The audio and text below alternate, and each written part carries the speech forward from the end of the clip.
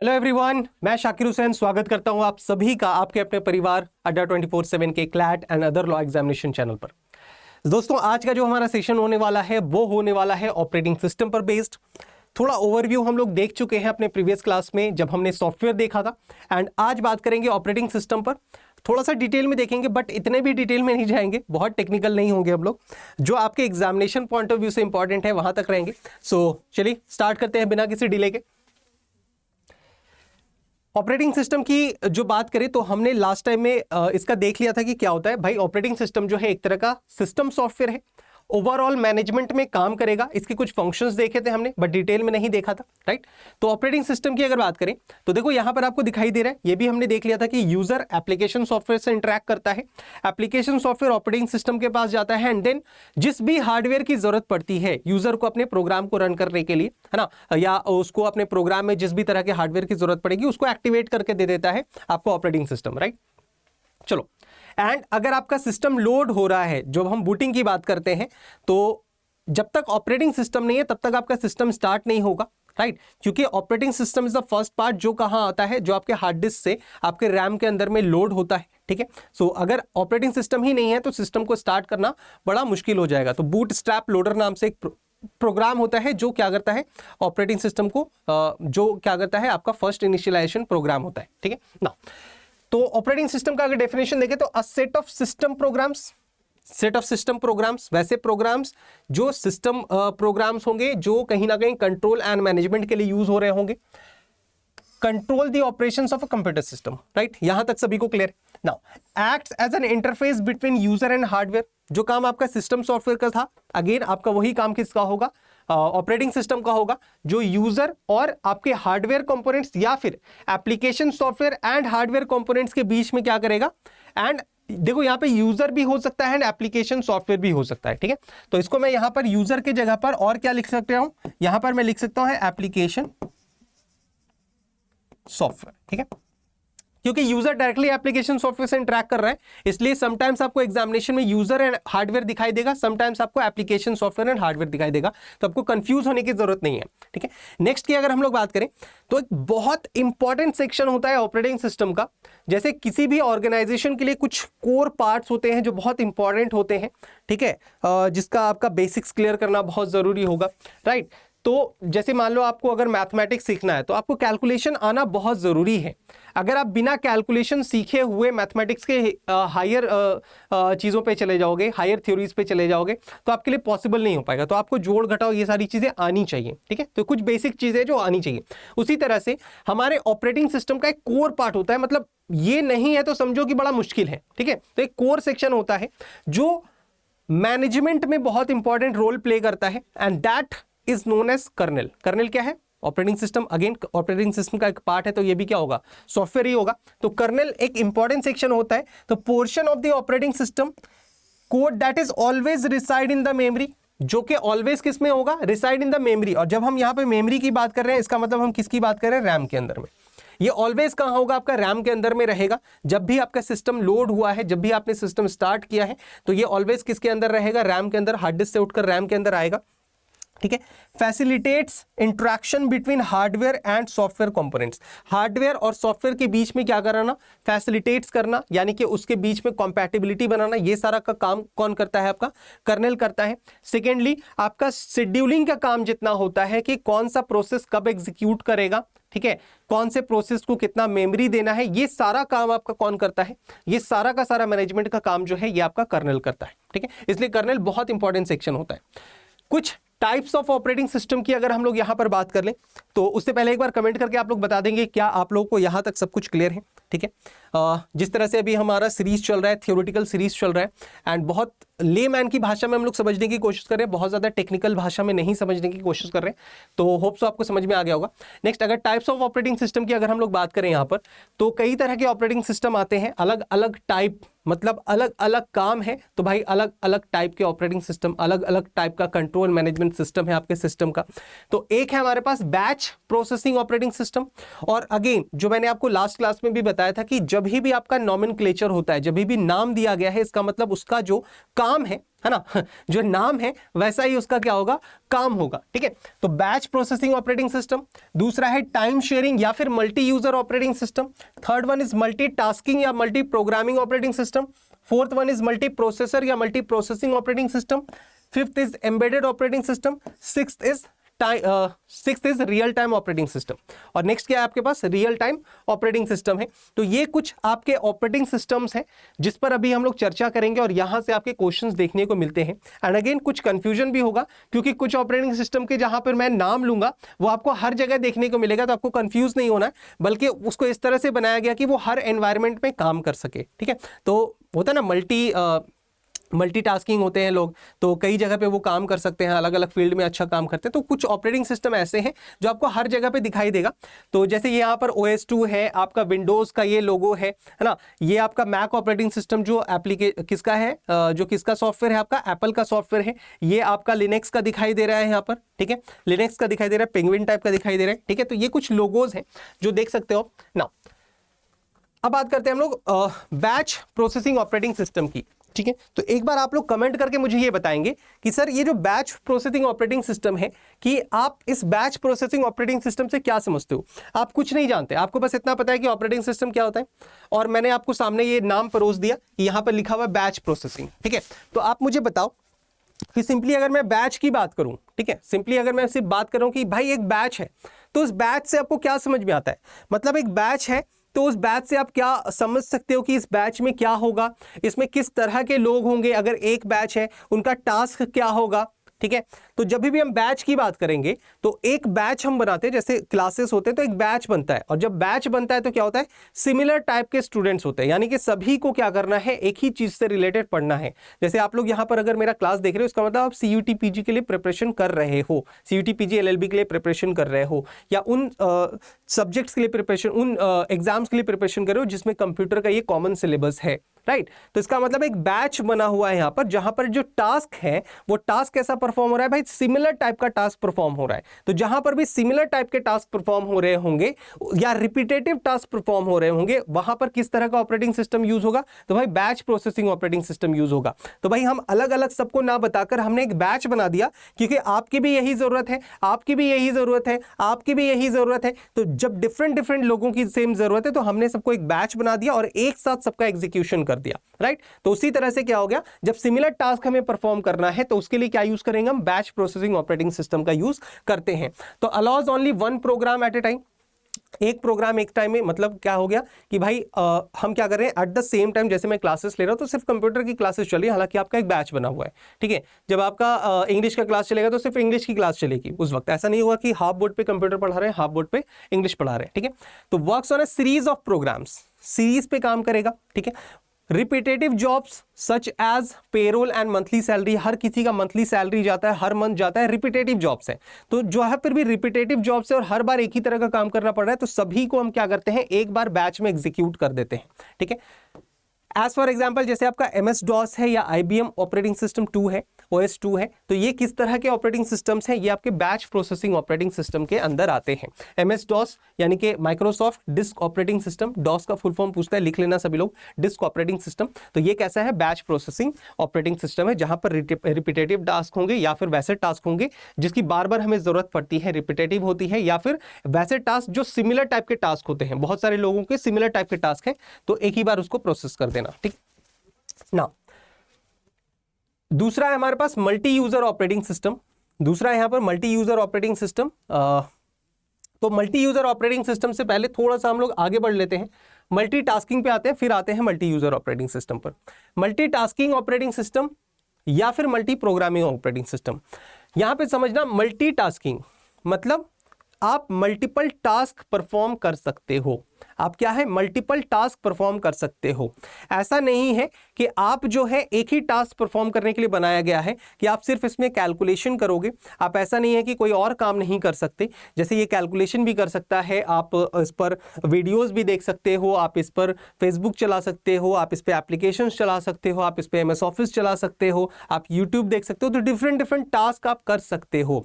तो जहां पर वैसा प्लेटफॉर्म जहां पर आपको एक ही टास्क को परफॉर्म करने के लिए नहीं बना, बल्कि आप कई सारे टास्क परफॉर्म कर सकते हो, that kind of software is known as, क्या बोलते हैं उसको, मल्टीटास्किंग या मल्टी प्रोग्रामिंग ऑपरेटिंग सिस्टम बोलते हैं। तो more than one process can execute concurrently. Concurrently का मतलब क्या होता है, एक के बाद एक, ऐसा नहीं कि एक ही साथ सारा का सारा प्रोसेस एग्जीक्यूट होने लगेगा। लेकिन जब हम लोगों ने CPU में बात की थी कि भाई कोर्स होते हैं, आपको दिमाग में होना चाहिए कि जो कोर्स होते हैं, प्रोसेसर के अंदर प्रोसेसर होता है, तो मान लो एक प्रोसेसर है, उसके अंदर दो प्रोसेसर है, डुअल कोर है, तो वो क्या होगा, एक प्रोसेसर अलग काम करेगा, दूसरा प्रोसेसर अलग काम करेगा, तो दो प्रोसेस एक साथ एग्जीक्यूट हो सकता है, ठीक है, दो प्रोसेस। लेकिन अगर सिंगल की बात करें, एक ही प्रोसेसर है हमारे पास, तो अगेन एक प्रोसेसर एक वक्त में क्या करेगा, एक ही काम करेगा, तो दूसरा प्रोसेस होना है तो उसको कंकरेंटली होना पड़ेगा, ठीक है। तो क्वेश्चन का मॉडिफिकेशन भी समझना कि किस तरह से क्वेश्चन आपसे पूछा जा रहा है। तो more than one process can be executed concurrently. यहां पर हम लोग ये मान के चल रहे हैं कि हमारा जो प्रोसेसर है वो एक प्रोसेसर है, डुअल कोर या ऑक्टा कोर की हम बात नहीं कर रहे, या क्वाड कोर या डेका कोर की हम बात नहीं कर रहे, एक ही प्रोसेसर। तो यहां पर एक स्पेसिफिक टर्म भी दे दिया, अगर सिंगल प्रोसेसर है लेकिन डुअल कोर है तो वो कंकरेंट नहीं होकर साइमल्टेनियस हो सकता है। साइमल्टेनियस का मतलब होता है एक साथ एग्जीक्यूशन हो जाना, ठीक है। एक ये भी काम हो रहा है, ये भी काम हो रहा है, दोनों एक ही साथ हो रहा है, एक ही समय में हो रहा है, किसी को वेट करने की जरूरत नहीं पड़ रही, ठीक है। तो processor switch rapidly between different task. अगर क्या है, एक ही प्रोसेसर की हम लोग यहां पर बात कर रहे हैं, तो जो प्रोसेसर है, आपने एक ही साथ कई सारे इनपुट दे दिए उसमें, तो प्रोसेसर क्या करेगा, इस काम को करेगा, फौरन फिर स्विच करेगा दूसरे काम पर, और वो प्रोसेसिंग इतना फास्ट होता है, नैनो एंड पिको सेकेंड्स में होता है, कि आपको पता भी नहीं चलेगा कि स्विचिंग हो रहा है। आपको लगेगा कि सभी क्या हो रहा है, पैरेलली काम कर रहा है, ठीक है, सभी एक साथ जो है वो काम कर रहा है, तो स्विचिंग होगा, ऑब्वियस सी बात, अगर एक प्रोसेसर की बात करें। लेकिन अगर समझना, यहां पर प्रोसेसर के अंदर प्रोसेसर है, या डेका कोर है, या फिर किसी भी मल्टी कोर की अगर हम बात कर रहे हैं वहां पर, तो फिर आपका साइमल्टेनियस टास्क होना स्टार्ट हो जाएगा, ठीक है। As for example Linux, Unix, Windows 8, Windows 10, ये सारा विंडोज 11, ये सारा कैसा है आपका, ये सारा आपका मल्टीटास्क ऑपरेटिंग सिस्टम है, मल्टीटास्किंग ऑपरेटिंग सिस्टम है, ठीक है। उसी तरह से दूसरा है हमारे पास मल्टी प्रोसेसिंग ऑपरेटिंग सिस्टम या फिर मल्टी प्रोसेसर ऑपरेटिंग सिस्टम। अब देखो यहां पे क्या बात होगी, मल्टी प्रोसेसर ऑपरेटिंग सिस्टम। जहां पे मल्टी प्रोसेसर ऑपरेटिंग सिस्टम है, इसका मतलब वहां पे मल्टीपल प्रोसेसिंग होना स्टार्ट हो जाएगा। आपके पास दो प्रोसेसर लगा हुआ है या चार प्रोसेसर लगा हुआ है, इट मींस कि आपके पास क्या हो गया, एक प्रोसेसर एक प्रोसेस को देखेगा, दूसरा प्रोसेसर दूसरे प्रोसेस को, तीसरा तीसरे को, चौथा चौथे को, और सारा प्रोसेसिंग कितनी बार हो रहा है, एक ही समय में हो रहा है। इसका मतलब जो एग्जीक्यूशन हो रहा है वो साइमल्टेनियस हो रहा है। साइमल्टेनियस का मतलब एक साथ होना, ठीक है, साइमल्टेनियस होना, एक साथ होना।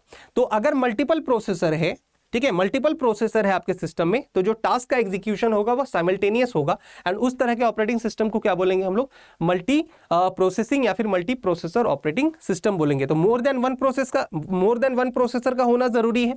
तो प्रोसेस कैसे रन करेगा, तो भाई साइमल्टेनियस रन करेगा, और पैरेलल प्रोसेसिंग होगा। इसका मतलब एक साथ कई सारे प्रोसेसिंग, ये इधर चल रहा है, ये इधर चल रहा है, दोनों एक ही साथ चल रहा है, तो this is known as parallel processing.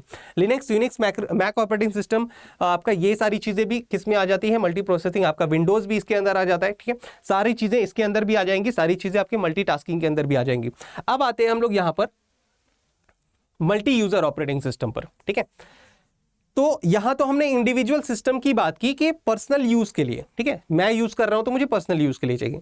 लेकिन जब हम बिजनेस की बात करेंगे, अब क्लासिफिकेशन समझना, क्लासिफिकेशन ऑफ कंप्यूटर में हमने पढ़ा था कि भाई जब हम एक नेटवर्क की बात करते हैं, जहां पर एक नेटवर्क है, एक सर्वर होगा, वो सर्वर बहुत सारे डिवाइसेस को क्या करेगा, एक सर्विस प्रोवाइड करेगा, रिक्वेस्ट का रिप्लाई करेगा। तो बहुत सारे डिवाइसेस, बहुत सारे होस्ट को, या बहुत सारे नोड्स को, या बहुत सारे वर्कस्टेशंस को, या बहुत सारे क्लाइंट्स को सर्विस प्रोवाइड करेगा। तो सर्विस प्रोवाइड करने के लिए एक सर्वर होगा, तो सर्वर के लिए भी तो एक ऑपरेटिंग सिस्टम चाहिए होगा। क्लासिफिकेशन में जाना थोड़ा सा, सब एक दूसरे से लिंक्ड होता है, समझना हर एक चीज को।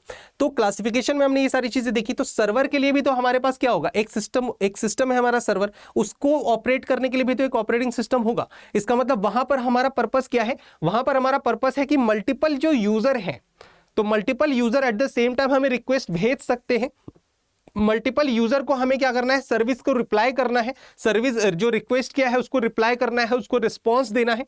तो उस चीज को अरेंज करने के लिए, उस चीज को मैनेज करने के लिए, कंट्रोल करने के लिए जो हमारे पास ऑपरेटिंग सिस्टम है, that is known as multi user operating system. ठीक है, मल्टी यूजर, क्योंकि मल्टी यूजर कहां पर होगा, कहीं ना कहीं हम एक नेटवर्क की बात कर रहे होंगे। पर्सनल यूजर तो हमारा सिंगल यूजर है, हम यूज करते हैं, राइट, लेकिन वहां पे क्या हो जाएगा, मल्टी यूजर, जब हम नेटवर्क में बात कर रहे हैं। ठीक है, तो इसका मतलब हमारा जो सर्वर, हमारा जो अब ये ऑपरेटिंग सिस्टम यूज हो रहा है वो कहीं ना कहीं सर्वर पे यूज हो रहा होगा। तो access data and application programs used in computer network, clear है। तो विंडोज 2000 सर्वर, ये कुछ सर्वर के मॉडल्स आए थे जो सर्वर्स पे थे। ठीक है, और Unix operating system, Linux, Windows, NT server, NT का मतलब होता है न्यू टेक्नोलॉजी, लिख लेना, न्यू टेक्नोलॉजी। तो ये कुछ स्पेशल प्रोग्राम्स हैं जो आपके सर्वर के लिए यूज होते हैं। ठीक है, and again time sharing operating system भी बोलते हैं इसको, मल्टी यूजर या टाइम शेयरिंग ऑपरेटिंग सिस्टम, क्योंकि वहां पे बहुत सारे यूजर्स होते हैं तो सबको एक साथ तो नहीं दे सकता वो रिप्लाई, तो क्या होता है, स्विचिंग होता है। अगेन क्या होगा, स्विचिंग होगा, वहां पे भी क्या होगा, स्विचिंग होगा। अभी इसको दिया रिप्लाई, फिर इसको दिया, तो स्विचिंग इतना फास्ट होता है कि आपको पता नहीं चलेगा। तो टाइम शेयरिंग होता है। ठीक है, टाइम शेयरिंग कि भाई इतना टाइम तुमको मिलेगा, इतना टाइम तुमको मिलेगा, बट वो इतना फास्ट होता है, इतना रैपिड होता है कि आपको पता नहीं चलेगा। ठीक है, चलिए ये हो गया, मल्टीटास्किंग हो गया। या और यहां से क्वेश्चन आते हैं, समझना, यहां से जो है आपके क्वेश्चंस पूछे जाते हैं। नेक्स्ट है हमारे पास, next term is embedded operating system. जब हम बात करते हैं एम्बेडेड की, तो एम्बेडेड का मतलब ऑलरेडी जो बोलते हैं ना इनबिल्ट सिस्टम है। आपने जो सिस्टम खरीदा उसके अंदर ऑलरेडी आपको ऑपरेटिंग सिस्टम इंस्टॉल्ड मिला है।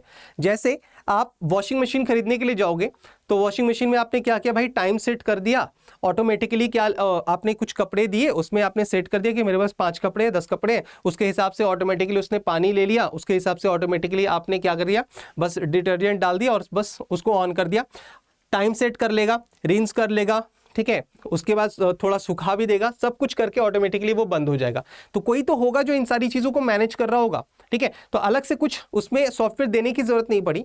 आपने क्या किया, आपने सब कुछ टाइम सेट कर दिया और उसके हिसाब से सब उसने काम कर दिया। तो कोई तो होगा जो मैनेज कर रहा होगा। तो इस तरह के सिस्टम में जो प्री डिफाइंड होते हैं या इनबिल्ट आते हैं ऑपरेटिंग सिस्टम, उसको बोलते हैं हम लोग एम्बेडेड ऑपरेटिंग सिस्टम, जो ऑलरेडी उसमें इंस्टॉल्ड होते हैं, आपको अलग से कुछ करने की जरूरत नहीं पड़ती। आप माइक्रोवेव लेते हो तो ये सारी चीजें क्या है, आपकी इनबिल्ट है, राइट।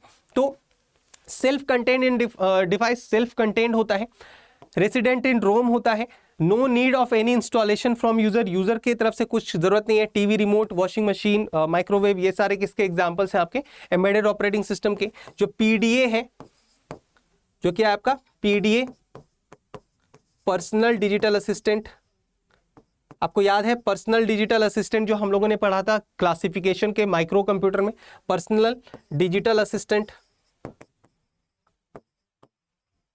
ठीक है, ये सारे क्या है आपके, ये सारे क्या है, इन सब तरह के डिवाइसेस में जो आता है वो आपका एम्बेडेड ऑपरेटिंग सिस्टम आता है। ठीक है, नेक्स्ट की बात कर लेते हैं। अब ये बहुत इंपॉर्टेंट है, रियल टाइम ऑपरेटिंग सिस्टम, क्योंकि ये बिल्कुल डिफरेंट है। यहां पर जो आपको ऑपरेटिंग सिस्टम के नाम दिखेंगे वो भी आपको बिल्कुल डिफरेंट यहां पर दिखाई देने वाले हैं। तो रियल टाइम ऑपरेटिंग सिस्टम की बात करें तो यहां आपको कुछ दिखाई दे रहा है, इस तरह से इमेज दिखाई दे रहा है कि रियल टाइम ऑपरेटिंग सिस्टम में भाई ये हवाई जहाज क्यों दिखाई दे रहा है, और ये क्या दिखाई दे रहा है, एयर ट्रैफिक कंट्रोल दिखाई दे रहा है, जहां पर ये क्या कर रहे हैं, कंट्रोल कर रहे हैं। एटीसी सुना होगा आपने, अक्सर मूवीज में सुना होगा, एटीसी को इन्फॉर्म कर दो कि हमें लैंड करना है, एटीसी को इन्फॉर्म कर दो कि मौसम खराब हो गया। इस तरह की चीजें आपने देखी होंगी, सुनी होंगी ना।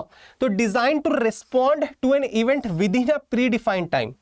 तो रियल टाइम ऑपरेटिंग सिस्टम का मतलब रियल टाइम का मतलब जैसे मैं अभी बात कर रहा हूं आपको सुनाई दे रहा है, लेकिन मैं बोल रहा हूं और ये आपको 2 मिनट के बाद सुनाई दे तो कम्युनिकेशन नहीं हो पाएगा। तो अभी जो हमारे बीच कम्युनिकेशन हो रहा है वो रियल टाइम, मैं बोल रहा हूं आपको आप सुन रहे हो। ठीक है, तो रियल टाइम का मतलब ये हो जाता है यहां पर कि वैसा काम जो रियल टाइम में हो, मतलब सेकेंड्स का भी क्या हो, डिफरेंस आपको वहां पर नहीं दिखाई दे। अगर वो डिफरेंस आ जाए तो वहां पे डिजास्टर चेंज हो सकता है। लाइक अगर कोई एरोप्लेन में है, पायलट चला रहा है उसको, तो नीचे से उसको इंफॉर्मेशंस दिए जाते हैं, वो ऊपर से उसको इंफॉर्मेशन देता है, राइट। तो नीचे से उसको कोऑर्डिनेट करता है कि भाई किस डिग्री, कितने डिग्री पर आपको नॉर्थ जाना है, किस डायरेक्शन में जाना है, क्योंकि ऊपर तो आसमान है, ऊपर कुछ दिखाई दे नहीं रहा कि भाई राइट ले लेना है, लेफ्ट ले लेना है, लेफ्ट गली में मोड़ दो। ठीक है, इस तरह से वो तो उसको दिखाई देता नहीं। तो सारा का सारा जो ट्रांसपोर्टेशन होता है, यानी कि सारा का सारा जो उसका वे होता है वो नीचे से उसको डिफाइन किया जाता है। लेकिन इस कम्युनिकेशन में अगर गड़बड़ हो जाए, तो वो प्लेन ऊपर खो जाता है, फिर वो एक्सीडेंट हो जाता है उसका। ठीक है, तो ये सारी चीजें आपको समझनी पड़ेगी। जो मिसाइल लॉन्च होता है, ठीक है, जो मिसाइल लॉन्च होता है उसमें देखा होगा अपने टाइम काउंट डाउन होता है 10 9 8 7 8 6 5 4 3 2 1 0 और फिर वो क्या हो जाता है, लॉन्च हो जाता है। अगर वो उस प्री डिफाइंड टाइम में लॉन्च नहीं हुआ तो फिर डिजास्टर फेलियर हो जाता है। ठीक है, जहां पे बहुत नुकसान होने के चांसेस होते हैं। तो वैसे ऑपरेटिंग सिस्टम जो रियल टाइम कम्युनिकेशन के लिए भी क्या हो, यूज हो, उसको बोलते हैं हम लोग real time operating system, RTOS भी बोलते हैं इसको, real time operating system, RTOS। तो प्रोसेस कंट्रोल के अंदर, टेलीकम्युनिकेशन के अंदर, एयर ट्रैफिक कंट्रोल के अंदर जो आपका ट्रैफिक सिग्नल्स होते हैं, ठीक है, जो आपके ट्रैफिक कंट्रोल होते हैं उसके अंदर, क्योंकि ट्रैफिक कंट्रोल में भी क्या हो रहा है, टाइम है भाई, 30 सेकंड आपको वेट करना है, लेफ्ट जाना है, राइट जाना है। अगर मान लो सब वहां पे वो फेलियर हो गया, लेफ्ट राइट अप डाउन सभी को दिखा रहा है, तो सब क्या हो जाएगा, कोलाइड हो जाएगा। ठीक है, तो इन सब तरह की चीजों को डिफाइन करने के लिए या मैनेज करने के लिए, कंट्रोल करने के लिए किस तरह के ऑपरेटिंग सिस्टम यूज होते हैं, तो वो यूज होते हैं आपके रियल टाइम ऑपरेटिंग सिस्टम। कुछ एग्जाम्पल्स हैं जैसे लिनक्स, लिंक्स OX, ठीक है, कुछ एग्जांपल्स हैं, ये बिल्कुल डिफरेंट है। OSC, QNX, RT Linux, VXWorks, ये कुछ एग्जांपल्स हैं जो आपके रियल टाइम ऑपरेटिंग सिस्टम के एग्जांपल्स हैं। ठीक है, तो ये कुछ टाइप्स ऑफ ऑपरेटिंग सिस्टम थे एंड होप्स सो आपको यहां तक जो चीजें हैं वो बिल्कुल समझ में आ चुकी होंगी कि रियल टाइम ऑपरेटिंग सिस्टम आपका क्या होता है। ठीक, चलिए नाउ अब बात कर लेते हैं भाई कि फंक्शंस ऑफ ऑपरेटिंग सिस्टम क्या है ना। फंक्शंस ऑफ ऑपरेटिंग सिस्टम की बात कर लें तो फंक्शंस ऑफ ऑपरेटिंग सिस्टम में क्या देखा था हमने, तो प्रोसेस मैनेजमेंट देखा था, याद करो लास्ट क्लास में ही हमने देखा था सॉफ्टवेयर में। मेमोरी मैनेजमेंट देखा था, file management, device management, security management, user interface. ठीक है, तो बहुत ज्यादा डिटेल में नहीं जाएंगे, आपको यहाँ नाम से ही समझ में आ रहा है कि भाई जो हार्डवेयर को मैनेज करेगा, जो फाइल आपका फाइल जो आप सेव करते हो कितने MB का होगा, किस तरह से होगा, कहाँ जाएगा, किस तरह से सेव होगा, कैसे एलोकेट किया जाएगा उसको मेमोरी, तो ये सारी चीजें यहाँ पर होंगी। ठीक है, मेमोरी के अंदर डेटा कैसे जाएगा, कितना ब्लॉक में दिया जाएगा, किस साइज में दिया जाएगा, कैसे उसको मैनेज करते हैं, ये सारी चीजें आपको वहां देखने को मिलेगी। यूजर इंटरफेस के अंदर दो चीजें आती हैं आपकी, एक आता है GUI, एक आता है CLI, कमांड लाइन इंटरफेस। ठीक है, और एक आता है आपका GUI, ग्राफिकल यूजर इंटरफेस, जो खैर इस पे अभी हम लोग बात करेंगे। ठीक है, सिक्योरिटी मैनेजमेंट, यानी कि जो आपका विंडोज डिफेंडर होता है, आपका फायरवॉल होता है, ये ऑटोमेटिकली एक्टिवेट रहता है, आपको एक्टिवेट अगर नहीं है तो एक्टिवेट कर दो, जो आपको अनऑथराइज्ड एक्सेस से बचाएगा। एंड अगेन जो अगर कोई थ्रेट आ रहा है, कोई अगर आपको वायरस आ रहा है तो उसको डिटेक्ट करके उसको डिलीट भी करेगा, राइट, अगर ये एक्टिवेटेड रहा तो। चलिए, तो थोड़ा सा जो टर्म आता है, थोड़ा जो पूछा जाता है वो बेसिकली एग्जाम में, ठीक है, थोड़ा सा इस पे बात करेंगे हम लोग यहाँ पर कि प्रोसेस मैनेजमेंट क्या होता है। प्रोसेस क्या होता है पहले वो समझना। कोई भी काम हो रहा है, ठीक है, किसी भी चीज का जो एग्जीक्यूशन हो रहा है, that is known as process. ठीक है, that is known as process. तो process is nothing but the execution of program. ठीक है, execution of program by CPU is known as process. तो CPU किसी प्रोग्राम को एग्जीक्यूट कर रहा है, किसी प्रोसेस को एग्जीक्यूट कर रहा है, that is known as process. ठीक है, थ्रेड क्या होता है, आप समझना थ्रेड क्या होता है। Thread is the smallest part of the process. तो एक प्रोसेस है, सपोज कर लो कि एक प्रोसेस है हमारा घर बनाना। घर बनाना क्या एक बड़ा टास्क है ना। तो घर बनाना है, तो घर कैसे बनेगा भाई, आप डायरेक्टली ढलाई तो नहीं दे सकते, आपको पहले क्या करना पड़ेगा, बेस देना पड़ेगा, है ना। आपको पहले क्या देना पड़ेगा, पिलर्स देने पड़ेंगे, पिलर्स देने के बाद आपको लिंटल देना पड़ेगा, उसके बाद आप उस पर क्या करोगे, उसके बाद ढलाई दोगे। ठीक है, उसके बाद फिर आप पेंटिंग का काम कर सकते हो, बिना ढलाई दिए आप पेंट का काम नहीं कर सकते। तो ये छोटे छोटे से टास्क से मिलकर ही हमारा क्या बना होता है, एक बड़ा घर बनाना। मतलब छोटे छोटे से टास्क से मिलकर ही क्या बना है, एक बड़ा प्रोसेस बना है। ठीक है, और ये जो छोटा छोटा सा प्रोसेस है, छोटा छोटा सा जो टास्क है, वो एक दूसरे से लिंक्ड है। ये होगा तभी ये हो सकता है। मतलब आपने बिना पिलर दिए हुए आप ढलाई नहीं दे सकते, ठीक है, या बिना आपका स्ट्रक्चर तैयार हुए, बिना ढलाई दिए हुए आप जाके उसको पेंट नहीं कर सकते या उसमें रहना स्टार्ट नहीं कर सकते। ठीक है, तो ये क्या हो रहा है, हर एक चीज जो पीछे वाली चीज होगी तभी जाके आगे वाली चीजें हो सकती है। तो this is known as thread. तो थ्रेड क्या है, आपका स्मॉलेस्ट प्रोसेस है, उसको हम लोग लाइट वेट प्रोसेस भी बोलते हैं। तो task runs concurrently with other task, एक दूसरे के साथ कंकरेंटली, एक होगा तभी जाके दूसरा हो सकता है। लाइट वेट प्रोसेस भी बोलते हैं and simplest unit of the process भी बोलते हैं। किसी किसी एग्जाम में पूछा जाता है ये कि भाई थ्रेड क्या है, तो ये आपको पता हो जाना चाहिए। चलो, अब रिसोर्सेज फॉर प्रोसेस की अगर हम लोग बात करें, रिसोर्सेज का मतलब होता है संसाधन। ठीक है, जो रिसोर्सेस फॉर प्रोसेस है, मतलब भाई संसाधन क्या है, प्रोसेस, किसी भी प्रोसेस के एग्जीक्यूशन के लिए आपको किन किन चीज़ों की जरूरत पड़ेगी। तो सबसे पहले आप कंप्यूटर का डेफिनेशन याद करो। Computer is an electronic device, एक प्रोग्रामेबल इलेक्ट्रॉनिक डिवाइस है जिसमें प्रोग्राम किया जाता है इस तरह से, जिसमें आप कुछ इनपुट देते हो। तो भाई इनपुट दोगे तो किसी इनपुट डिवाइस के थ्रू दोगे, आपको आउटपुट मिलता है तो किसी आउटपुट डिवाइस के थ्रू मिलेगा। अब बीच में क्या होगा, आपका प्रोसेसिंग होगा, राइट, बीच में आपका क्या हो जाएगा, प्रोसेसिंग हो जाएगा, ठीक है। तो यूजर पहले किसी एप्लीकेशन सॉफ्टवेयर पे क्लिक करेगा, ठीक है। तो आपको क्या किन किन चीजों की जरूरत पड़ेगी, तो भाई इनपुट डिवाइस की जरूरत पड़ेगी, तभी तो आप इनपुट दोगे। आपको आउटपुट डिवाइस की जरूरत पड़ेगी, भाई आउटपुट के लिए जरूरत पड़ेगी। आपको मेमोरी के लिए, स्टोरेज के लिए मेमोरी की जरूरत पड़ेगी, या रन टाइम में जितना काम हो रहा है, ठीक है, सीपीयू जब एग्जीक्यूट कर रहा है तो वहां पर आपको जरूरत पड़ेगा रजिस्टर का। जो सीपीयू को मिलता है वो कहां से मिलता है, रैम के अंदर मिलता है, और रैम के अंदर ही सारा काम होता है, तो आपको रैम की जरूरत पड़ेगी, आपको सीपीयू की जरूरत पड़ेगी एग्जीक्यूशन के लिए। तो यूजर जो है वो एप्लीकेशन सॉफ्टवेयर के पास आएगा, एप्लीकेशन सॉफ्टवेयर ऑपरेटिंग सिस्टम के पास आएगा, यूजर एप्लीकेशन सॉफ्टवेयर को क्लिक करेगा, एप्लीकेशन सॉफ्टवेयर से इंफॉर्मेशन ऑपरेटिंग सिस्टम के पास जाएगा कि यूजर ने किस पे क्लिक किया है, किस एप्लीकेशंस पे, एंड देन फिर उसके बाद यहां पर ये सारी चीजें काम होती है, यानी कि हार्डवेयर मैनेजमेंट का काम यहां पर होगा कि इनपुट आउटपुट डिवाइसेस क्या है, आपका सीपीयू क्या है, एंड मेमोरी किस तरह से यूज होगा, यानी कि रैम किस तरह से यूज होगा, ठीक है। समझ में आ गई चीजें आपको। चलिए, ये तो रिसोर्सेस थे। अब हम लोग कुछ बात कर लेते हैं, ये थोड़ा सा डेप्थ में मैं जा रहा हूँ सो दैट आपको पता चले कि जो बैकग्राउंड में काम होता है ये होता कैसे है, ठीक है। बैकग्राउंड में जो काम होता है ये कैसे होता है, होप सो आपको यहाँ पर ये जो दिखाई दे रहा होगा, ठीक है। यहाँ पर हम बात करें प्रोसेस के स्टेट की। ये स्टेट वो वाला स्टेट नहीं है, स्टेट कैपिटल वाला स्टेट नहीं। यहाँ पर स्टेट का मतलब ये है कि किस जगह पर है वो, मतलब किस सिचुएशन में है और किस जगह पे अभी पहुंचा हुआ है, जो फेजेस है। स्टेज मतलब यहाँ पर जो स्टेट है, यहाँ पर वो फेजेस कह सकते हैं कि कितने फेजेस में प्रोसेस आपका बटा होता है, ठीक है। तो लेकिन उससे पहले एक बार आप मुझे कमेंट करके बता दो कि यहाँ तक क्या सभी को क्लियर हो चुकी है बातें। अगर यहाँ तक सभी को क्लियर हो चुकी हैं तब उसके बाद हम लोग आगे बढ़ते हैं, राइट, ठीक है। चलो, एंड अगर सेशन अच्छा लग रहा है तो लाइक कर देना, शेयर कर देना, एंड चैनल को सब्सक्राइब जरूर से कर देना।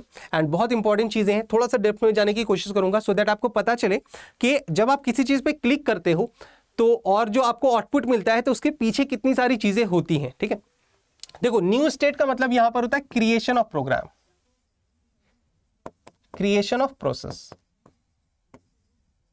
ठीक है। आपने किसी पे क्लिक किया, कोई सॉफ्टवेयर था या कुछ भी था, आपने वीडियोस थे, जो भी चीज थे, आपने उस पे क्या किया, क्लिक कर दिया।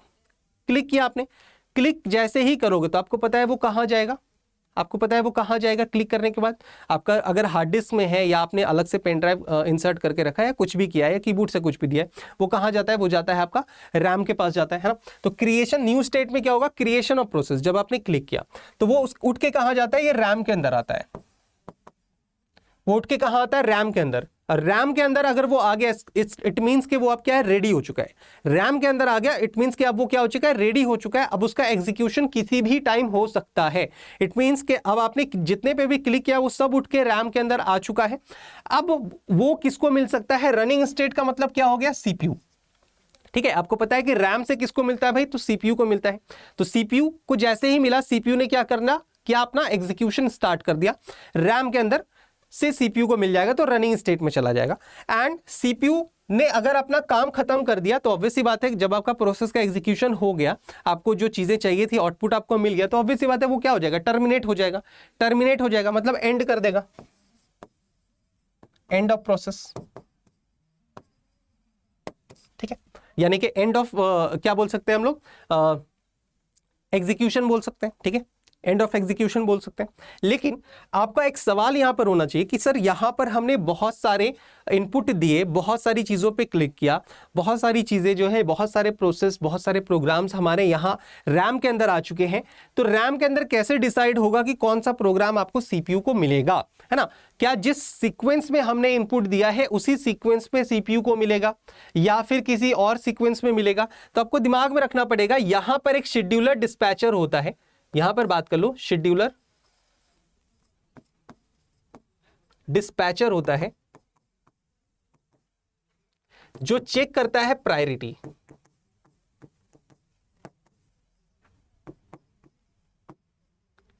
ठीक है। शेड्यूलर डिस्पैचर का काम होता है जितने भी आपके यहाँ रेडी क्यू के अंदर में या रेडी स्टेट के अंदर में रैम के अंदर भी जितने भी प्रोसेस हैं उसके अंदर प्रायोरिटी चेक करता है कि भाई कौन से प्रोसेस की प्रायोरिटी ज्यादा है, कौन से प्रोसेस को हमें पहले सीपीयू को देना है। और ये प्रायोरिटी डिफरेंट चीज़ों पे डिपेंड कर सकती है। बहुत बार आपका पोर्ट पे प्रायोरिटी डिपेंड होता है कि कौन से पोर्ट में आपका कनेक्शन है, या बहुत बार आपका प्रोसेस का जो है फर्स्ट इन फर्स्ट आउट पे डिपेंड करता है, या फिर लास्ट इन फर्स्ट आउट पे डिपेंड करता है, साइज पे डिपेंड करता है कि कौन छोटा साइज का आपका यहाँ पर प्रोसेस है तो उसको एग्जीक्यूट करके निकाल देना है। तो डिफरेंट प्रोसेस का क्या होता है, अलग अलग प्रोसेस की एक प्रायोरिटी होती है जो डिफाइंड होती है। इस प्रायोरिटी के अकॉर्डिंग ये यहां से किसको दे देता है, सीपीयू को दे देता है। ठीक है, शेड्यूलर डिस्पैचर क्या करता है, प्रोसेस की प्रायोरिटी, और जैसा प्रायोरिटी होगा उसके हिसाब से, जरूरी नहीं है कि सीक्वेंस में होगा कि आपने पहले जिस प्रोसेस को दिया है उसी का पहला एग्जीक्यूशन होगा। ठीक है, तो आपने यहां पर इनपुट दिया और उसके बाद यहां पे शेड्यूलर डिस्पैचर से वो सीपीयू को मिला, एंड देन यहां पर से अगर कोई भी दिक्कत नहीं है तो वो टर्मिनेट हो जाएगा। लेकिन मान लो आपने सीपीयू एग्जीक्यूट कर रहा है और उस वक्त, क्योंकि हम प्रायोरिटी की बात करें, आपने कुछ ऐसा इनपुट दे दिया उस रनिंग ड्यूरेशन में जो कहीं ना कहीं इससे ज्यादा प्रायोरिटी रखता है, तो इसको क्या करेगा, इसको ऑपरेटिंग सिस्टम क्या करेगा, ऑपरेटिंग सिस्टम इस रनिंग स्टेट से उस वाले प्रोसेस को उठाकर वेटिंग स्टेट में लेके आ जाएगा। क्योंकि अब उससे ज्यादा प्रायोरिटी का इनपुट उसके पास आ चुका है, इट मींस कि इसको अभी रुकना पड़ेगा। तो कहां रुकेगा, वेटिंग स्टेट में ये रुकेगा। ठीक है, इसको वेटिंग स्टेट में डालेगा। वेटिंग स्टेट में डालने के बाद जो नया इनपुट वाला आया है उसको यहां पर ये एग्जीक्यूट करेगा, टर्मिनेट करेगा। तो रनिंग ड्यूरेशन में जो भी अगर आपने हायर प्रायोरिटी का इनपुट दे दिया रनिंग ड्यूरेशन में, तो उसको क्या कर देगा, यहां पर वेटिंग स्टेट में डालेगा, अगेन ये रेडी स्टेट में जाएगा और फिर से सीपीयू को मिलेगा। लेकिन ऐसा नहीं होगा कि फिर से उसका एग्जीक्यूशन शुरू होगा जीरो से। जितना एग्जीक्यूशन हो चुका है उसको वो नोट करके रखता है कि हाँ इतना तक हो चुका है, अब इसके आगे इसको एग्जीक्यूट करना है। इसके लिए हमारे पास एक चीज होता है PCB, process control block. Process control block हर प्रोसेस का, ठीक है, हर प्रोसेस का एक पीसीबी होता है, प्रोसेस कंट्रोल ब्लॉक, जिसमें उस प्रोसेस से रिलेटेड हर एक इंफॉर्मेशन होता है। कितना एग्जीक्यूशन हो चुका है, सीपीयू ने कितना टाइम दिया है, कितना बचा हुआ है, कौन से स्टेट में अभी वो है। ठीक है, सो दैट जो एग्जीक्यूशन होगा वो वहीं से उसका शुरू होगा, दोबारा से शुरू नहीं होगा। तो हर एक प्रोसेस का एक पीसीबी होता है। इसको टास्क कंट्रोल ब्लॉक भी बोलते हैं और इसको प्रोसेस कंट्रोल ब्लॉक भी बोलते हैं। ठीक है, तो ये चीजें आपको समझ में आ गई, और इस तरह से फिर वो फाइनली ये सीक्वेंस चलता रहेगा जब तक कि उसकी प्रायोरिटी इस लेवल पे नहीं आ जाएगी, सीपीयू उसको एग्जीक्यूट करे एंड देन उसको फिर वो क्या कर देगा, टर्मिनेट कर देगा। तो जब भी किसी प्रोसेस को हम एग्जीक्यूट करते हैं तो इन फेजेस से होकर वो प्रोसेस गुजरता है। ठीक है, तो ये यहां से, ठीक है, क्लियर है। तो यहां तक ये चीजें आपको होपफुली समझ में आ चुकी होंगी। तो ये इतनी सारी चीजें थी। ठीक है ना, शेड्यूलिंग क्राइटेरिया की अगर बात कर लें तो शेड्यूलिंग क्राइटेरिया, शेड्यूल हम क्यों करते हैं, ठीक है, हम शेड्यूल क्यों करते हैं समझना। किसी भी चीज को शेड्यूल करने का मतलब होता है उसका प्रॉपर यूटिलाइजेशन करना। ठीक है, किसी भी चीज को शेड्यूल करने का मतलब होता है उसको प्रॉपर यूटिलाइज करना, कि भाई किस तरह से हम उसको यूटिलाइज कर सकते हैं। जैसे आपने मूवीज में अक्सर देखा होगा, कोई एमपी एमएलए होते हैं या फिर सीएम होते हैं, तो उसका एक पीए होता है जो बोलता है सर आज हमने हमारा जो शेड्यूलिंग है वो ये है, आपको यहाँ से इतने बजे से मीटिंग करना है, इतने बजे यहाँ मीटिंग करना है। तो प्री डिफाइंड होता है, मतलब पहले से उसका डिसाइडेड होता है कि आप अपने टाइम को कहाँ कहाँ डिस्ट्रीब्यूट करोगे, सो दैट हम आपके प्रॉपर यूटिलाइज कर सके। तो शेड्यूलिंग क्राइटेरिया का मतलब होता है कि सीपीयू, ठीक है, क्योंकि मेन काम हमारा क्या है, एग्जीक्यूशन का, और एग्जीक्यूशन कौन करेगा भाई, सीपीयू करेगा, है ना। एग्जीक्यूशन कौन करेगा, सीपीयू करेगा। तो सीपीयू को आइडल बैठने नहीं देना है। सीपीयू को ऐसा नहीं है कि सीपीयू को बैठे दे देना है हमें। सीपीयू को हर वक्त कोई ना कोई काम देते रहना है। ठीक है, जितना भी आपका काम है, मतलब सीपीयू के लिए ऑब्वियसली सी बात है कि आपने प्रोसेसर के लिए पैसे दिए हैं। तो शेड्यूलिंग क्राइटेरिया का बेस्ट पार्ट क्या है, यूटिलाइजेशन ऑफ सीपीयू फ्रॉम 0 से 100%, मतलब जितना ज्यादा सीपीयू का यूटिलाइजेशन कर सकते हो उन्हीं चीजों के लिए ऑपरेटिंग सिस्टम है कि सीपीयू का यूटिलाइजेशन कैसे करें। एंड ये सारा शेड्यूलिंग क्राइटेरिया जो होता है सीपीयू को या सीपीयू के टाइम को यूटिलाइज करना। ठीक है, कि सीपीयू आइडल ना बैठे, उसको हर वक्त कुछ ना कुछ मिलता रहे। ठीक है, तो फॉर मैक्सिमाइजिंग सीपीयू वर्क। अब देखो वेटिंग टाइम क्या होता है, आप समझना। वेटिंग टाइम क्या होता है, हमने क्लिक किया, ठीक है, हमने क्लिक किया, क्लिक करने के बाद वो रैम के अंदर में आ गया प्रोसेस। अब रैम के अंदर में हमने बात की कि रैम के अंदर में क्या होता है भाई, तो प्रायोरिटीज होती हैं। तो मान लो आप वो रैम के अंदर तो आ गया, लेकिन अभी उसकी प्रायोरिटी इस लेवल पे नहीं है कि अभी वहां से शेड्यूलर डिस्पैचर उसको क्या करे, सीपीयू को दे। ठीक है, तो उसको जितना देर रैम के अंदर में वेट करना पड़ा सीपीयू से मिलने तक, सीपीयू के मिलने तक, ठीक है, तो उसको क्या बोलेंगे, वेटिंग टाइम। जिस मोमेंट में वो सीपीयू को मिला जिस मोमेंट में वो सीपीयू को मिला उस टाइम को बोलते हैं रिस्पॉन्स टाइम। ठीक है, बेसिकली हम कुछ इनपुट क्यों दे रहे हैं, ताकि वो एग्जीक्यूशन स्टार्ट हो। तो जिस मोमेंट में सीपीयू ने उसको एक्सेप्ट किया, that moment is known as response time. जिस वक्त सीपीयू ने उसको रिस्पॉन्स दिया। ठीक है, तो waiting time, waiting in the ready queue for execution, यानी कि रैम के अंदर में जो आप वेट कर रहे हो उसको क्या बोलेंगे हम लोग, वेटिंग, उसको बोलेंगे हम लोग waiting time. Response time, starting time of execution bye CPU, जैसे ही सीपीयू को मिला वो हो गया उसका रिस्पॉन्स टाइम। ठीक है, नेक्स्ट आता है हमारे पास टर्न अराउंड टाइम। जितना भी टोटल टाइम होता है, जितना भी टोटल टाइम होता है, यानी कि आपने क्लिक किया, क्रिएशन हुआ, कहां गया, रैम के अंदर में गया, वेट करना पड़ा, सीपीयू के पास गया, एग्जीक्यूशन में जितना टाइम लगा, कोई हायर प्रायोरिटी का आ गया, वेटिंग में जितना टाइम लगा, अगेन रैम के अंदर में गया, वहां से एग्जीक्यूशन हुआ, अंटिल वो क्या हो जाए, आपका एंड ना हो जाए, यानी कि टर्मिनेट ना हो जाए, यानी कि एग्जीक्यूशन कंप्लीट ना हो जाए। तो क्रिएट होने से लेकर एग्जीक्यूशन कंप्लीट होने तक जितना भी टाइम लगा, ऑल टाइम, उस सभी टाइम के समेशन को हम बोलते हैं टर्न अराउंड टाइम। उस सभी टाइम के समेशन को बोलते हैं हम लोग टर्न अराउंड टाइम। तो waiting time in the memory, waiting time in the waiting time to go to memory, मतलब क्लिक किया तो उठकर आने में जो टाइम लगा। ठीक है, waiting time in the ready queue, यानी कि रेडी स्टेट में रैम के अंदर में जो टाइम लगा, एग्जीक्यूशन टाइम बाय सीपीयू। ठीक है, input output resource waiting time, आपने कुछ इनपुट आउटपुट दे दिया, हायर प्रायोरिटी का जो वेटिंग टाइम लगा उसको वेट करा। ठीक है, एग्जीक्यूशन के बीच में जो वेट किया, ये सारे टाइम्स को हम क्या बोलते हैं, सभी के सम को क्या बोलते हैं हम, टर्न अराउंड टाइम बोलते हैं। ठीक है, चलिए, तो सेशन में फिलहाल इतना था। जितनी भी इंपॉर्टेंट चीजें हो सकती हैं ऑपरेटिंग सिस्टम से, वो थियोरेटिकल क्लासेस में हमने बता दी। हालांकि ऑपरेटिंग सिस्टम बहुत बड़ा चैप्टर है, बहुत बड़ा पूरी बुक है इस पे, लेकिन आपको उतना ज़्यादा डिटेल में नहीं पढ़ना। तो आपके लिए जो इंपॉर्टेंट चीज़ें थी वो हम लोगों ने यहाँ पर थियोरी क्लासेस में आपको कंप्लीट करा दिया। ठीक है, और ये बिल्कुल पेड कोर्स जैसा है यहाँ पर। ठीक है, और अब जो सेशंस होंगे हमारे आगे, जो फर्दर सेशंस होते जाएंगे, फिर हम लोग एमसीक्यूज पर काम करेंगे। अभी हम लोग थोड़ा थ्योरी कर रहे हैं, सो दैट आपका जो कॉन्सेप्ट है वो क्लियर होता जाए। सो होप्स आपको सेशन अच्छा लगा होगा, और अगर आपको सेशन अच्छा लगा तो लाइक कर देना, शेयर कर देना, सब्सक्राइब कर देना, और अपना वैल्यूएबल कमेंट जरूर से कमेंट बॉक्स में बताना। ठीक है, यहाँ लाइव चैट में नहीं, कमेंट बॉक्स में जरूर से बताना सेशन एंड होने के बाद कि आपको सेशन कैसा लगा। Till then everyone, good bye, take care, जय हिंद।